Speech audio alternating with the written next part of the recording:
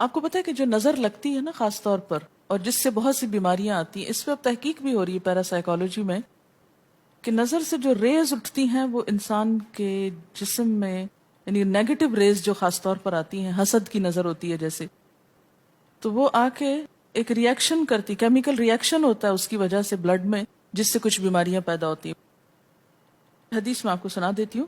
حضرت ام سلمہ سے روایت ہے کہ آپ صلی اللہ علیہ وسلم نے ایک لڑکی کے چہرے پر کالے پیلے رنگ کا نشان دیکھا تو آپ نے فرمایا اسے نظر بد لگ گئی ہے، اس پر دم کرو۔ حضرت جابر کہتے ہیں کہ آپ صلی اللہ علیہ وسلم نے آل حزم کو سانپ کے ڈسنے کی وجہ سے دم کرنے کی رخصت دی، اور آپ نے اسما بنت امیس سے پوچھا کیا وجہ ہے کہ میرے بھتیجے کمزور ہیں، کیا فقر و فاقہ کا شکار ہیں، یعنی کھانے پینے کے باوجود یہ کیوں کمزور ہیں، کیا ان کو کچھ کھانے کو نہیں ملتا؟ انہوں نے کہا نہیں، بلکہ انہیں نظر بد بہت جلد لگ جاتی ہے، تو آپ نے فرمایا ان پر دم کیا کرو۔ یعنی جس بیماری کی سمجھ میں نہ آئے کہ کھائے پیے بھی انسان جوان بھی ہو لیکن اس کو صحت ہو ہی نہ، کوئی ظاہری سبب معلوم ہی نہ ہو، تو ایسے شخص پر دم کرنا چاہیے۔ حضرت عائشہ صدیقہ کہتی ہیں کہ رسول اللہ صلی اللہ علیہ وسلم نظر بد کی وجہ سے دم کرنے کا حکم دیتے تھے۔ حضرت انس کہتے ہیں کہ آپ صلی اللہ علیہ وسلم نے نظر بد اور بچھو وغیرہ کے ڈسنے سے اور پھوڑوں سے دم کرنے کی اجازت دی، یعنی پھوڑے وغیرہ جو ہوتے ہیں نا اس پر بھی دم کی اجازت دی، تو جسمانی بیماری ہے نا۔ اور نظر کے بارے میں تو یہ بھی کہا گیا ہے، حدیث میں آتا ہے کہ نظر بد کا لگنا حق ہے، انسان کو اونچے پہاڑ سے گرا سکتی، کیونکہ ہوتا کیا ہے کہ جب ایک خاص اینگل سے دیکھا جاتا ہے تو دوسرے انسان کے جسم میں جیسے لرزہ سا آ جاتا ہے نا، اور انسان ہل جاتا ہے۔ اس کی دلیل قرآن میں بھی ہے، ایک سورت کے آخر میں آتا ہے وَإِن يَكَادُ الَّذِينَ كَفَرُوا لَيُزْلِقُونَكَ بِأَبْصَارِهِمْ لَمَّا سَمِعُوا الذِّكْرَ، کہ قریب ہے کہ کچھ کافر آپ کو اپنی نگاہوں سے کیا کر دیں، پھسلا دیں جب یہ قرآن سنتے ہیں۔ یعنی وہ سننے نہیں آتے تھے، صرف آپ کو گھورتے رہتے تھے۔ اور کس لیے گھورتے رہتے تھے؟ تاکہ آپ بول نہ سکیں، آپ لرز جائیں، ڈگمگا جائیں، اپنا کام چھوڑ دیں، بری نیت سے آتے تھے۔ وَيَقُولُونَ إِنَّهُ لَمَجْنُونَ، کہتے ہیں کہ یہ تو مجنون ہو گیا۔ آپ صلی اللہ علیہ وسلم نے فرمایا نظر بد حق ہے، اگر تقدیر سے کوئی چیز سبقت لے جا سکتی ہوتی تو وہ نظر بد ہے۔ پتہ کیسے چلے؟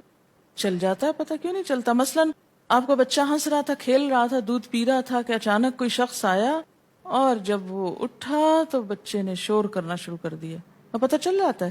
بعض اوقات گھر ہی کے لوگوں کی لگ جاتی، بعض اوقات محبت سے بھی لگ جاتی، کہ بچہ کھیل رہا تھا، آپ دیکھتے کہ وہ گر پڑا، اچانک رونا دھونا شروع ہو گیا، سر پٹ گیا۔ حدیث میں آتا ہے نظر بد انسان کو موت تک اور اونٹ کو ہانڈی تک پہنچا دیتی ہے۔ اونٹ کو ہانڈی تک پہنچانے کا مطلب کیا ہے؟ ذبح کرنا پڑ جاتا ہے، تڑپنے لگتا ہے۔ آپ صلی اللہ علیہ وسلم نے فرمایا اللہ کی قضاء اور تقدیر کے بعد سب سے زیادہ نظر بد کی وجہ سے میری امت میں اموات ہوں گی۔ آپ صلی اللہ علیہ وسلم نے فرمایا نظر بد سے اللہ کی پناہ طلب کیا کرو، کیونکہ نظر بد کا لگنا حق ہے۔ اسما بنت امیس نے آپ سے گزارش کی کہ بنو جعفر کو نظر بد لگ جاتی ہے تو کیا وہ ان پہ دم کر سکتی ہیں؟ آپ نے فرمایا ہاں، یعنی ایک عورت بھی دم کر سکتی ہے، اور اگر تقدیر سے کوئی چیز سبقت لے جانے والی ہوتی تو وہ نظر بد ہے۔ آپ نے فرمایا بے شک نظر بد انسان پر اثر انداز ہوتی ہے، حتیٰ کہ اگر وہ ایک اونچی جگہ پر ہو تو نظر کی وجہ سے گر بھی سکتا ہے، یعنی فزیکلی بھی اثر انداز ہوتی۔ اور آپ دیکھیں کہ وہ قرآن پاک میں نہیں آتا وَمِن شَرِّ حَاسِدٍ إِذَا حَسَد، اور حاسد کے شر سے جب وہ حسد کرے، تو نظر بد ہوتی کس کی ہے؟ حاسد کی ہوتی۔ بری نظر کس کی ہوتی ہے؟ حاسد کی۔ تو جو صبح شام 3 دفعہ یہ پڑھتے رہیں ان کو حاسد کچھ نہیں کر سکتے، ان کا کچھ نہیں بگاڑ سکتے، جتنا چاہیں گھورتے رہیں۔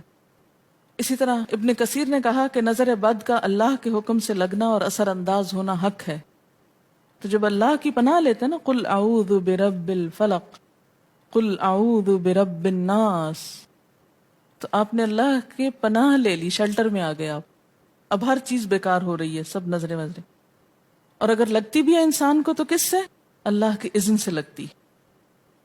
حافظ ابن حجر کہتے ہیں کہ نظر بد کی حقیقت کچھ یوں ہے کہ ایک خبیث الطبع انسان اپنی حاسدانہ نظر جس شخص پر ڈالے تو اسے نقصان پہنچے۔ ابن قیم کہتے ہیں کچھ کم علم لوگوں نے نظر بد کی تاثیر کو باطل قرار دیا ہے، اور ان کا کہنا ہے کہ یہ محض توہم پرستی ہے اور اس کی کوئی حقیقت نہیں، لیکن حقیقت یہ ہے کہ یہ لوگ سب سے زیادہ جاہل اور ارواح کی صفات اور ان کی تاثیر سے ناواقف ہیں، اور ان کی عقلوں پہ پردہ پڑا ہوا ہے، جبکہ تمام امتوں کے عقلاء باوجود اختلاف مذاہب کے نظر بد سے انکار نہیں کرتے. یعنی صرف اسلام میں نہیں، دیگر مذاہب میں بھی یہ کانسیپٹ پایا جاتا ہے، اگرچہ نظر بد کے سبب اور اس کی جہت تاثیر کے سلسلے میں ان میں اختلاف ہے.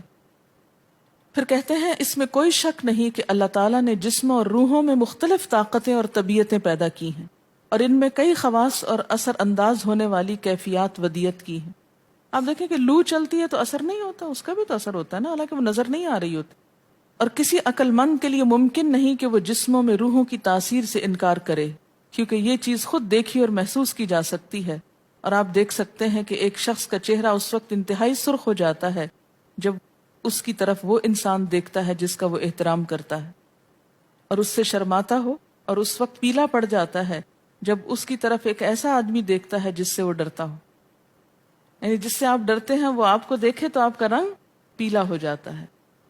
فرمایا یہ سب کچھ روحوں کی تاثیر کی وجہ سے ہوتا ہے، اور چونکہ اس کا تعلق نظر سے ہوتا ہے اور اس لیے نظر بد کی نسبت آنکھ کی نظر کی طرف کی جاتی ہے، حالانکہ آنکھ کی نظر کچھ نہیں کرتی، یہ تو روح کی تاثیر. یعنی نظر یہ نظر نہیں ہے صرف، بلکہ اندر سے روح یا احساسات ہیں جو ٹرانسفر ہوتے ہیں. آپ دیکھیں کہ محبت کی نظر کیا اثر نہیں کرتی؟ کرتی ہے نا. اسی طرح نفرت کی، غصے کی، اور آپ کے چھوٹے بچے خاص طور پہ نظروں کو بہت پہچانتے ہیں. آپ نے دیکھا ہوگا کہ بچے کچھ لوگوں کے پاس فوراً چلے جاتے ہیں اور کچھ لوگوں کے پاس نہیں جاتے. بچوں کی مثال اس لیے دے رہی ہوں کہ وہ معصوم ہوتے ہیں نا، ان کو کسی نے سکھایا پڑھایا نہیں ہوتا کہ ادھر جاؤ اور ادھر نہ جاؤ، اور اگر آپ سکھائیں پڑھائیں بھی تو پھر بھی وہ اپنی مرضی کرتے ہیں، آپ کی نہیں مانتے. تو وہ ایک طرح سے بہترین جج ہوتے ہیں. بعض لوگوں کو دیکھ کے بچے رونے لگتے ہیں، بعض کو دیکھ کے مسکرانے لگتے ہیں. تو یہ ایسا کیوں ہوتا ہے؟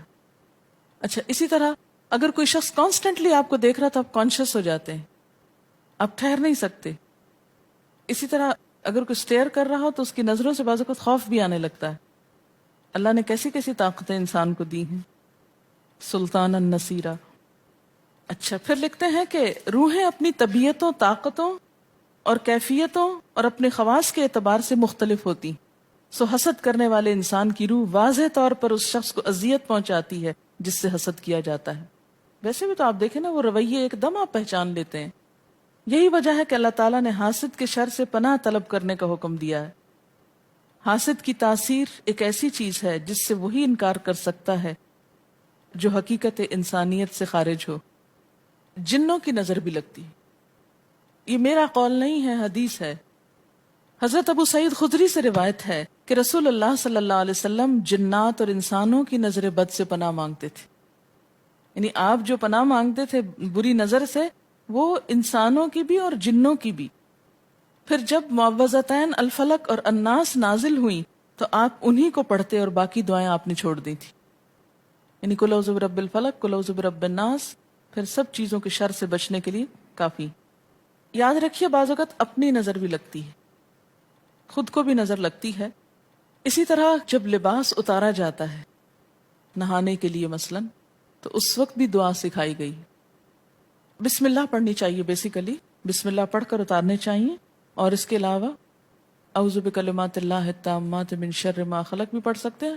آپ کو معلوم ہے کہ ٹوائلٹ میں جانے سے پہلے بھی دعا سکھائی گئی، کیونکہ جنات کے ٹھکانے گندی جگہوں پر ہوتے ہیں. اللہم انی اعوذ بک من الخبث والخبائث، خبیث جنوں اور خبیث جننیوں، خبائث سے تیری پناہ میں آتا ہوں. یہ دعا کیوں سکھائی گئی؟ اسی لیے کہ اگر آپ وہاں پر موجود ہیں اور خصوصاً اگر آپ بے لباس ہیں تو بھی ایسی چیزوں کی نظر بھی لگ سکتی ہے اور وہ چیزیں اثر انداز بھی ہو سکتی. اسی لیے بلا ضرورت تنہائی میں بھی بے لباس ہونے سے منع کیا گیا ہے. بعض لوگوں کی عادت ہوتی ہے نا کہ وہ نہانے بیٹھتے ہیں تو وہی کپڑے دھونے شروع کر دیتے ہیں، اور نہیں، بس فوراً اپنے آپ کو ڈھانکنے کی کوشش کریں. بلا ضرورت زیادہ دیر بے لباس نہ رہے. ایک حدیث میں آتا ہے، ابو امامہ کہتے ہیں کہ میرے باپ سہل بن حنیف نے غسل کا ارادہ کیا، اور جب قمیص اتاری تو عامر بن ربیعہ ان کی طرف دیکھ رہے تھے۔ ان کا رنگ انتہائی سفید تھا اور جلد بہت خوبصورت تھی۔ عامر نے دیکھتے ہی کہا، میں نے آج تک اتنی خوبصورت جلد کسی کنواری لڑکی کی بھی نہیں دیکھی۔ ان کا یہ کہنا تھا کہ سہل کو شدید بخار شروع ہو گیا۔ چنانچہ نبی صلی اللہ علیہ وسلم کو یہ قصہ بتایا گیا، اور آپ سے یہ بھی کہا گیا کہ سہل کی حالت یہ ہے کہ وہ سر بھی نہیں اٹھا سکتا۔ آپ نے پوچھا، کیا تمہیں کسی پہ شک ہے؟ انہوں نے کہا، جی ہاں، عامر بن ربیعہ پہ ہو سکتا ہے۔ آپ نے انہیں بلوایا اور ناراضگی کا اظہار کرتے ہوئے فرمایا، تم میں سے کوئی ایک کیوں اپنے بھائی کو قتل کرتا ہے؟ کیا تم بارک اللہ نہیں کہہ سکتے تھے؟ اس لیے اب غسل کرو، اور اس غسل کا پانی کس پہ ڈالا جائے؟ جس کو نظر لگی۔ عامر نے اپنا چہرہ، ہاتھ، کوہنیاں، ٹخنے، پاؤں اور اپنی چادر کے اندرونی حصے دھوئے، پھر اسی پانی کو آپ نے سہل کے اوپر پیچھے سے بہا دی، یہ نہیں کہ اس کے منہ پہ ڈالنا، پیچھے سے بہا دیا، اور سہل فوراً ٹھیک ہو گئے۔ اس کا طریقہ بتایا گیا اس غسل کا۔ ابن شہاب زہری کا کہنا ہے کہ ہمارے زمانے کے علماء نے غسل کی یہ کیفیت بیان کی ہے، جس آدمی کی نظر لگی ہو اس کے سامنے ایک برتن رکھ دیا جائے، جس میں وہ سب سے پہلے کلی کرے اور پانی اسی برتن میں گرائے، پھر اپنا چہرہ دھوئے، پھر اسی پانی کے ذریعے اپنے ہتھیلیاں، دائیں ہاتھ اور ہتھیلی پہ پانی بہائے، پھر بائیں پر، اور پھر دائیں کوہنی پر، پھر بائیں کوہنی پر، پھر بائیں ہاتھ سے اپنا دایاں پاؤں دھوئے، پھر دائیں ہاتھ سے بایاں پاؤں دھوئے، اور پھر اسی طرح گھٹنوں پہ پانی بہائے، اور پھر یاد رہے کہ سارا پانی برتن کے اندر جائے، اور اس کے بعد جس شخص کو نظر لگی ہو اس کے سر کی پچھلی جانب سے وہ پانی ایک ہی بار بہا دیا جائے۔ حضرت عائشہ کہتی ہیں کہ جس شخص کو بری نظر لگتی اس کو اسی طرح غسل کروایا جاتا۔ اب بعض اوقات یہ نہیں پتا چلتا کس کی لگی، ایسی صورت میں پھر طریقہ کیا علاج کا؟ مریض کے سر پہ ہاتھ رکھ کر یہ دعا پڑھی جائے، بسم اللہ ارقیکا من کل داء یؤذیکا من کل نفس او عین حاسد اللہ یشفیک بسم اللہ ارقیکا۔